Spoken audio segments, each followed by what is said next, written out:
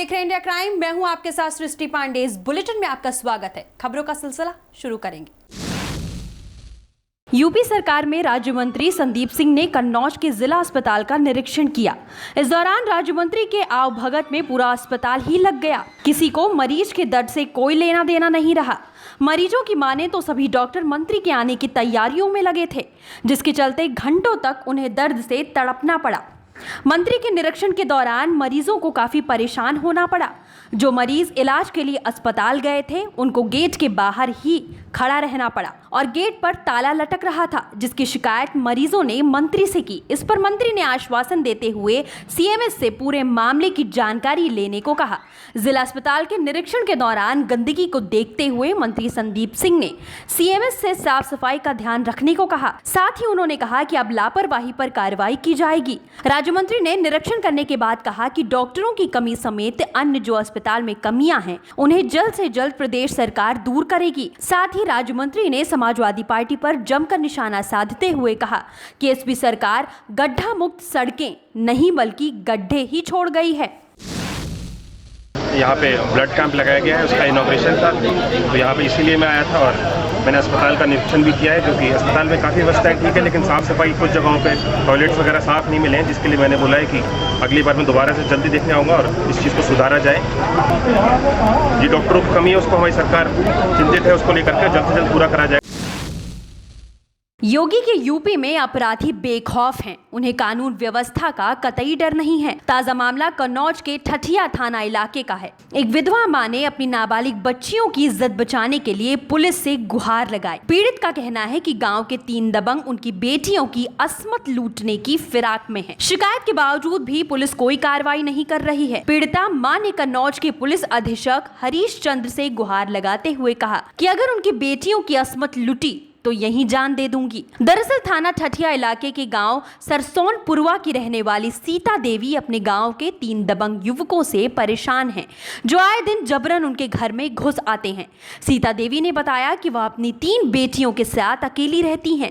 बीमारी के चलते पति की पहले ही मौत हो चुकी है। पीड़िता के मुताबिक उन्होंने पुलिस को कई बार प्रार्थना पत्र दिए, लेकिन पुलिस ने उल्टा उनको ही थाने से भगा दिया और धमकी दी कि अगर तुम नहीं जाओगी तो उल्टा तुम पर ही कार्रवाई कर देंगे। पीड़िता थाने से परेशान होकर घर लौट आई और उसने पुलिस अधीक्षक कार्यालय का दरवाजा खटखटाया। पुलिस अधीक्षक कार्यालय में पत्र देते हुए वह फफक फफक कर रोने लगी। अपनी और अपनी बेटियों की इज्जत की खातिर पुलिस से हाथ जोड़कर मदद की गुहार लगाने लगी। उसका कहना था कि हमारी सुनवाई करो, नहीं तो हम यहीं प्राण दे देंगे।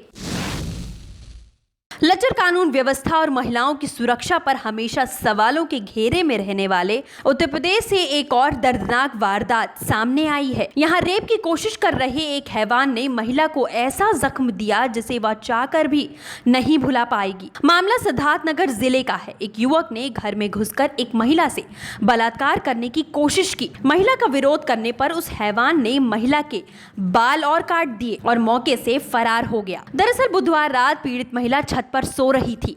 युवक घर के पीछे से छत पर चढ़ गया और महिला के साथ दुष्कर्म की कोशिश की। महिला ने विरोध किया और चिल्लाने लगी। युवक ने चाकू निकालकर धमकाया, लेकिन महिला का विरोध जारी रहा। इस बीच युवक ने महिला पर चाकू से कई वार दिए, जिससे महिला का कान कट गया। इसके अलावा महिला के चेहरे और सर पर भी चोटें आई हैं और जाते जाते हैवान पीड़ित महिला के बाल काट कर ले गया। गंभीर रूप से घायल महिला अस्पताल में जिंदगी और मौत के बीच जंग लड़ रही है। वहीं पुलिस ने मामला दर्ज कर लिया है और आरोपी की तलाश में जुट गई है। अच्छा, क्या हुआ उसके बाद? हम नीचे उतर लेते मोबाइल है बार काट हिस्सा जब आते हिलाई वो तो चाकू मारती हिस्सा। अच्छा, तब चाकू मारे के बाद में लगी धाटी से लेवदी से नीचे से हम दौड़त जाए थे तो अपन भाग ली कूद के छत पर एक करा ले से बाल काट पाई था। हाथ कर दी बस ऐसे के मार के करा। बाल काट रहा था तुम्हारा? हाँ। कौन था? कौन था जो बाल काट रहा था? ऐसे कह के मारा। दोबारा करने के बाद नहीं है मारा थी मार कान काट लिया। हाँ, इसे कमा पाई मार। बिल्कुल जो है ये घटना बिल्कुल प्रकाश में आई है और इस संबंध में तत्काल जो है जो पीड़िता हैं उनकी तहरीर पे मुकदमा पंजीकृत किया गया है। इसमें जो है अग्रिम कार्रवाई की जा रही है। आगे विवेचना में जो भी तथ्य सामने आएंगे बिल्कुल उस पर कार्रवाई होगी। सर, महिला का बाल काटा गया है, उसके कान पे इंजरी भी है, तो ऐसे में कितना बड़ा अपराध अपने आप में ये है? देखिए, जो है चूंकि महिलाओं के विरुद्ध कोई भी अपराध, एक चूंकि महिलाओं को सामान्य तौर पे जो है सरकार की भी प्राथमिकताओं में महिलाओं के विरुद्ध अपराध ना हो, ये शामिल है। कोटद्वार में सरकारी जमीन पर कब्जा करने का मामला सामने आया है। मामला कोटद्वार के उत्तरी झंडी चौड़ गांव का है, जहां एक निजी संस्थान ने सरकारी जमीन पर कब्जा कर लिया, फिर सरकारी जमीन पर दीवार खड़ी कर दी। मामले की शिकायत मिलने पर एसडीएम ने राजस्व उप निरीक्षक को जांच के आदेश दे दिए हैं। जांच के साथ ही सरकारी जमीन पर बनाई गई दीवार को हटाने के भी निर्देश दिए गए हैं। वहीं सरकारी जमीन से सटी जमीन की मालिक महिला ने निजी संस्थान पर जबरन भूमि कब्जाने का भी आरोप लगाया है। इस मामले में भूमि स्वामी ने एसडीएम राकेश तिवारी को शिकायत पत्र देकर अवैध कब्जा हटाने की गुहार लगाई है। साथ ही महिला का ये भी आरोप है कि सरकारी जमीन पर भूमाफियाओं की नजर है। तहसील प्रशासन की उदासीनता और राजस्व कर्मियों की मिलीभगत के चलते भूमाफिया ने सरकारी जमीन को ठिकाने लगाने पर तुले हुए हैं। सरकारी जमीन पर कब्जे की शिकायत के बाद ही प्रशासन एक बार फिर हरकत में आ गया है और जांच के आदेश भी दे दिए गए हैं। ग्लोबल यूनिवर्सिटी वहाँ पर बन रही है और जो जानकारी हमें प्राप्त हुई है कि इनके द्वारा सरकारी ज़मीन पर दीवार बनाई गई है, तो मौके पर हमारी राजस्व विभाग की टीम गई थी। उनके द्वारा बताया गया है कि इनके द्वारा 2 दीवारें बनाई गई हैं। एक उनका अपने निजी भूमि पर बनाई गई है और दूसरा सरकारी भूमि पर। जो सरकारी भूमि है उस पर अभी फाउंडेशन उनके द्वारा खोद दिया गया है, जिसे मौके पर जाकर रोक भी दिया गया है और उनसे हटवाने को कहा भी गया है। हटवाने हेतु विभाग द्वारा कार्रवाई भी करी जा रही है। मेरठ के थाना ब्रह्मपुरी क्षेत्र में महज 2 साल की मासूम बच्ची के साथ दुष्कर्म का मामला सामने आया है। पड़ोस में रहने वाले एक शख्स ने मासूम को गोदाम में ले जाकर घटना को अंजाम दिया। दरअसल बच्ची घर के बाहर खेल रही थी, लेकिन काफी समय बीत जाने के बाद जब बच्ची घर नहीं पहुंची तो परिजन बच्ची को ढूंढने लगे, लेकिन बच्ची नहीं मिली। इसी बीच परिजनों को गोदाम में बच्ची के होने की सूचना मिली। जब परिजन गोदाम में पहुंचे तो बच्ची खून से लथपथ थी, जिसके बाद मामले की सूचना पुलिस को दी गई। मौके पर पहुंची पुलिस ने बच्ची को मेडिकल के लिए जिला अस्पताल भेज दिया, जहां बच्ची की हालत गंभीर होने के चलते डॉक्टरों ने मेडिकल कॉलेज में रेफर कर दिया। वहीं पुलिस ने दुष्कर्म करने वाले हैवान को गिरफ्तार कर लिया है। मामले की जानकारी मिलते ही सारथी संस्था की अध्यक्ष कल्पना पांडे ब्रह्मपुरी थाने पहुंची और पुलिस कस्टडी में ही आरोपी को कई थप्पड़ जड़ दिए। इस मामले में कल्पना पांडे ने आरोपी के खिलाफ कड़ी कार्रवाई किए जाने की भी मांग की है। आज हम लोग यहाँ पे ब्रह्मपुरी थाने में आए हैं। जैसा कि हमें यहाँ पे पता चला है कि यहाँ पे 2 साल की छोटी सी बच्ची के साथ रेप का मैटर आया है और इतनी बड़ी ये बहुत ही दुखद घटना है जो इस तरह से छोटे छोटे बच्चों के साथ जो हो रही है। तो आज हम लोग इसी सिलसिले में यहाँ पे सर से मिलने के लिए आए थे और अभी इस लड़की को जो है मेडिकल के लिए भेजा गया है और अगर उसमें जाँच होती है कि हाँ इसमें पाया जाएगा ऐसा कुछ भी, तो फिर यहाँ पे इसके खिलाफ हम लोग कार्रवाई की मांग करेंगे। बच्ची को कहाँ भेजा गया? मेडिकल भेजा गया उसके टेस्ट के लिए। आरोपी भी पकड़ा गया?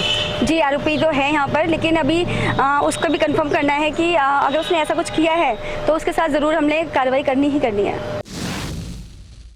ये थाना ब्रह्मपुरी का मामला है। अभी थोड़ी देर पहले सूचना हुई थी, उसमें लगभग 2 साल की बच्ची है, उसके साथ में एक गलत हरकत की गई, जिस आदमी के द्वारा आरोपी किया गया उसको गिरफ्तार कर लिया गया। उच्च धारा में FIR दर्ज करके उसमें जो भी कड़ी कार्रवाई है उसके खिलाफ हम लोग कर रहे हैं। अलीगढ़ के बरका गांव में एक सरकारी स्कूल में नल को ठीक करने आए 2 मजदूरों की मौत हो गई।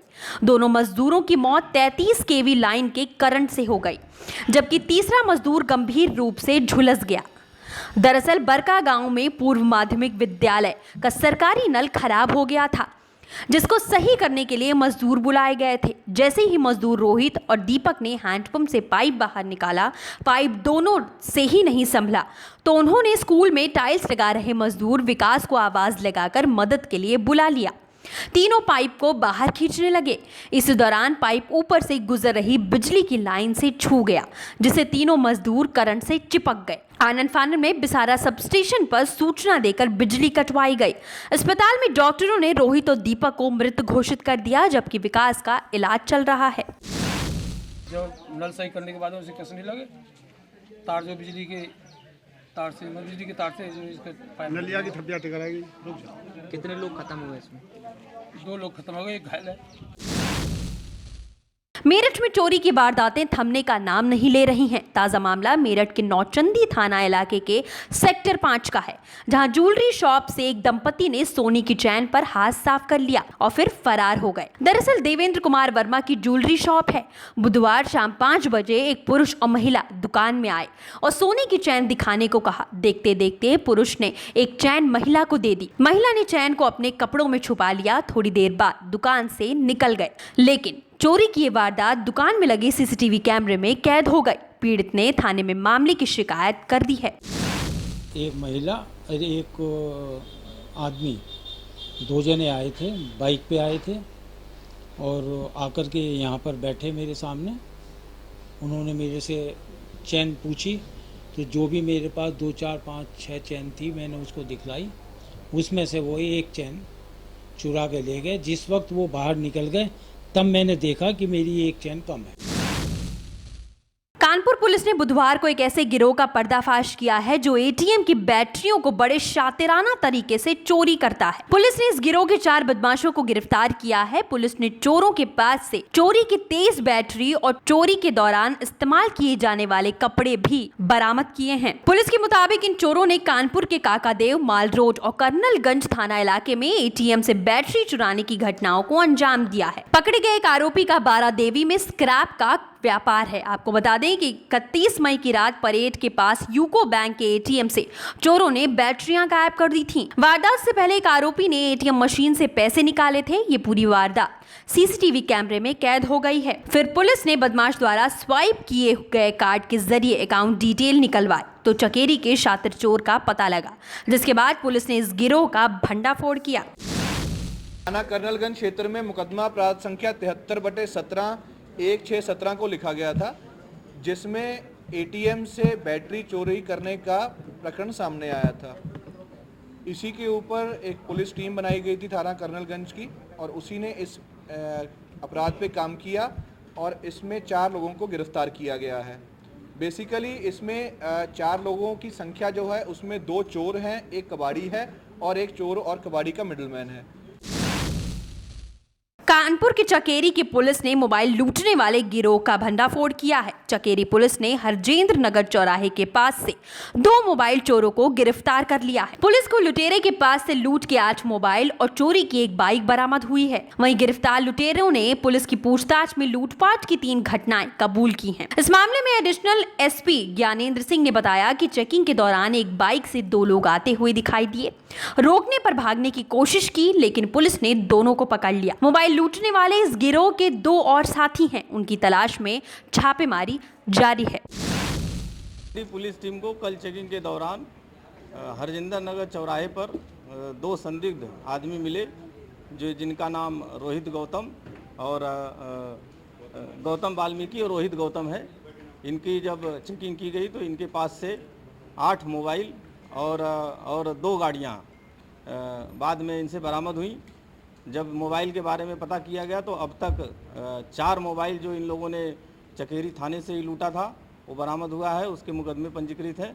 बाकी 4 मोबाइल के बारे में और पता कराया जा रहा है कि इन थाने से इन लोगों ने कहाँ से घटना की है। इस तरह से 4 घटनाओं का अनावरण जो चकेरी थाने से इन लोगों ने मोबाइल लूटे थे उनका किया गया है और इनकी गिरफ्तारी करके जेल भेजा जा रहा है। इस बुलेटिन में फिलहाल इतना ही। बाकी के देश और दुनिया की तमाम खबरों के लिए आप बने रहिए इंडिया क्राइम के साथ। नमस्कार।